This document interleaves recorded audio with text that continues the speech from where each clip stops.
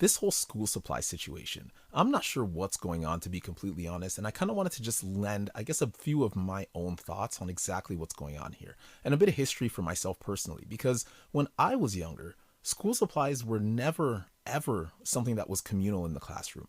And I know that there are some people who are talking about this as well too, because in some of these classrooms, they do have communal bins, and in other classrooms, they don't.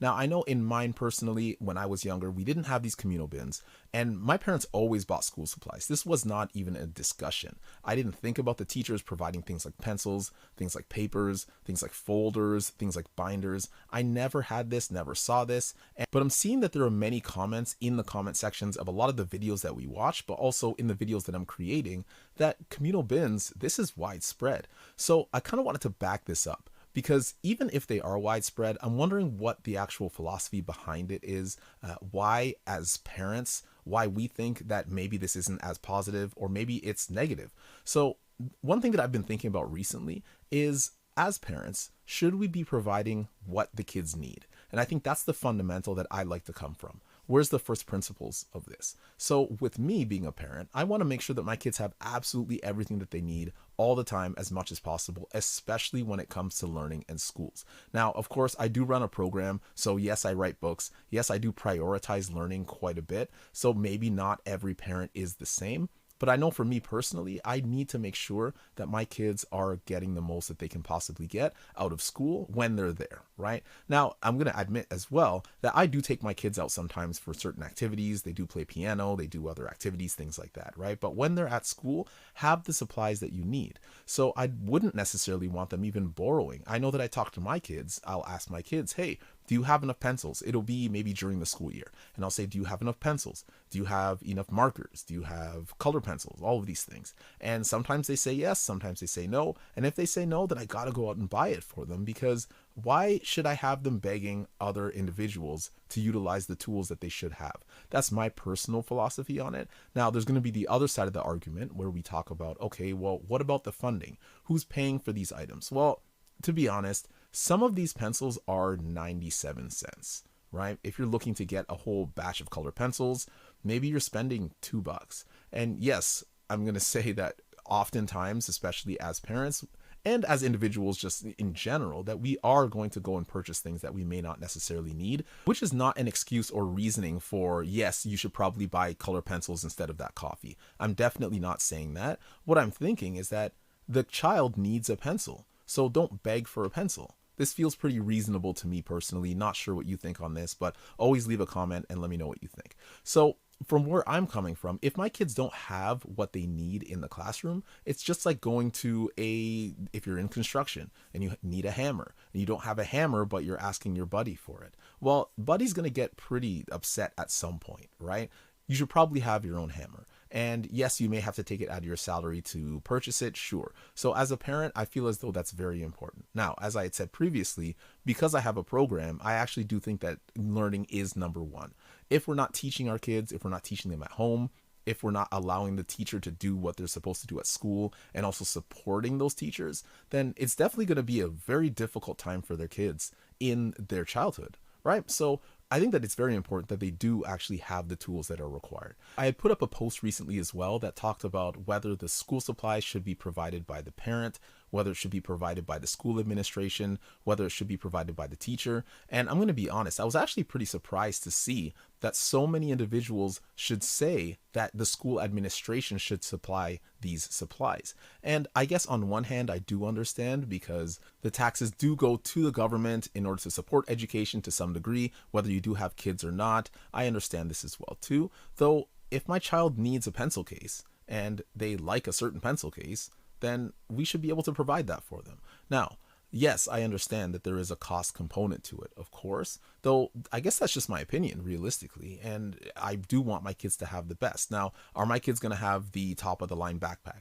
Are they going to have the top of the line pencils? Are they going to have the top of the line pencil cases and things like that have all these designs and all these things?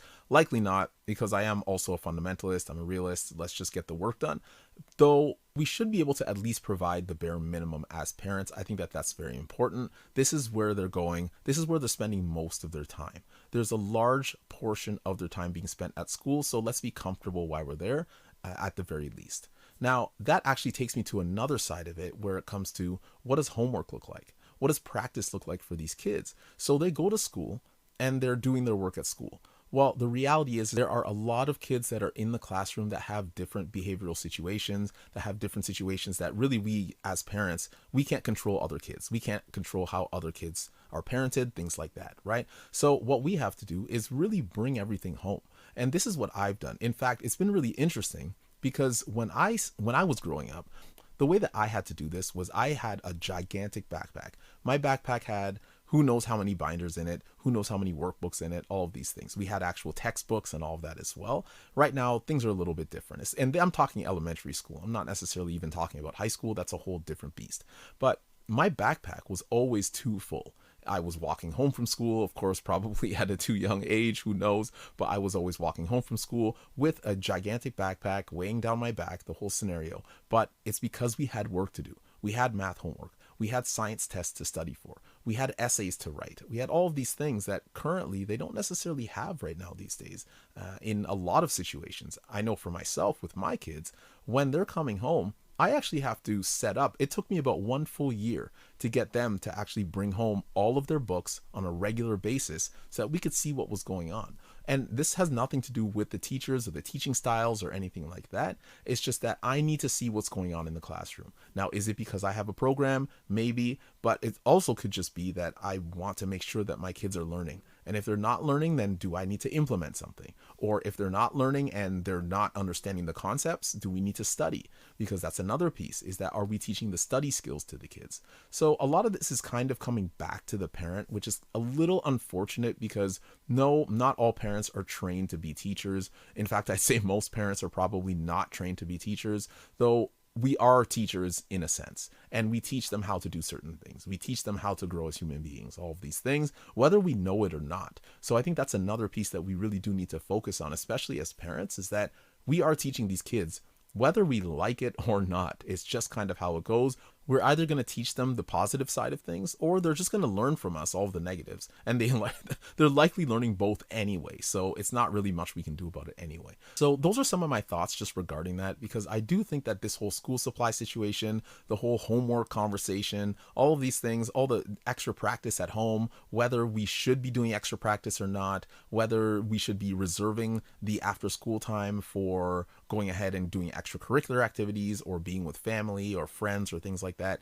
At the end of the day, there's always going to be extra practice. And the reality is that even if you do have a job that is a 9 to 5, you're probably bringing some of it home, especially as your salary increases. So I'm definitely curious on what you think, your thoughts on this. These are just some of my opinions. I'll be giving some more of my opinions anyway on from video to video. I really do appreciate all of you as subscribers as well too. This has been an interesting journey so far. It's growing and growing. So please like, comment, subscribe, leave a comment below, all of those things, and I'll see you in the next video.